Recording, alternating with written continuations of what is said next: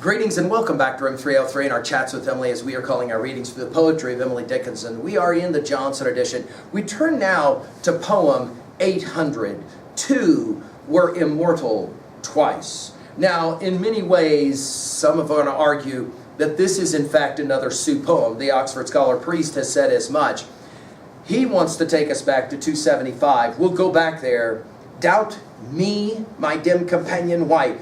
God would be content with but a fraction of the life poured thee without a stint, the whole of me forever. What more the woman can say quick, that I may dower thee with last delight I own. It cannot be my spirit, for that was thine before. I seeded all of dust I knew, what opulence the more had I a freckled maiden, whose farthest of degree was that she might some distant heaven dwell timidly with thee. Sift her from brow to barefoot. Strain till your last surmise drop like a tapestry away before the fire's eyes.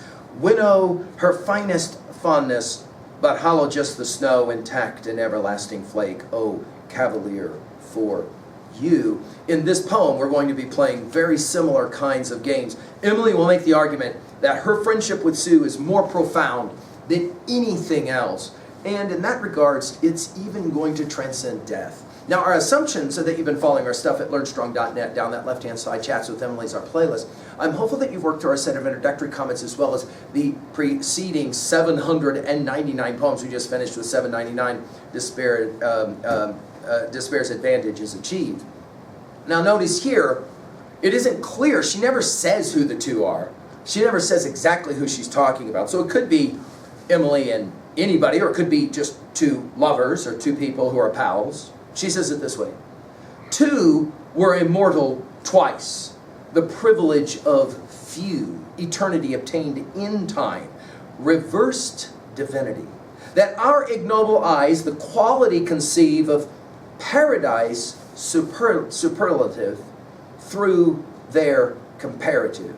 Now, I think the key word of the poem is comparative. In other words, it is interesting to argue which is the more amazing relationship, the one we have before we die, or if for Emily, if one believes in immortality and the afterlife, the one we get to enjoy after we die. She says, we got them both.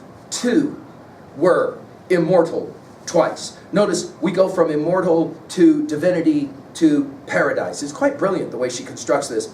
And then she'll call it the privilege of few. In other words, not everybody gets to have the immortal relationship before one dies and after one dies.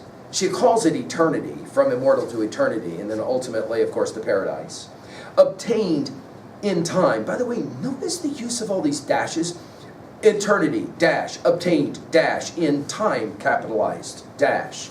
And then she calls it reversed divinity. By the way, go back to 799, you'll remember that one. Despair's advantage is achieved by suffering despair. To be assisted of reverse, one must reverse have borne. So here it is, reverse divinity. In other words, I experienced paradise, she says, before I ever died and went to paradise. That our ignoble eyes, notice capitalized, and think about the ways that Emily has used this word eyes again and again already in her poetry. We'll see it more times. The quality conceive of paradise superlative. The idea of paradise is of course so important because of her love of Milton, Paradise Lost, right? And as well Dante, as we were mentioning in our study of 790. Of paradise superlative through their comparative.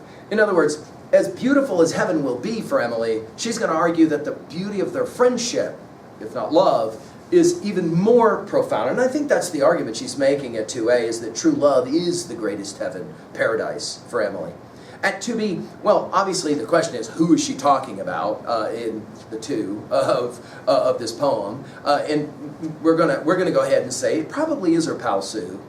At 3a, reading a poem like this can't help but remind us of John Donne's Valediction Forbidding Mourning. We've given full lectures on it at learnstrong.net. That compelling poem that argues that we're connected for all time, in life and of course after life. Finally at 3b, do you have a love in your life that can reverse divinity? I hope so. I hope you're enjoying your study of Emily. Thank you.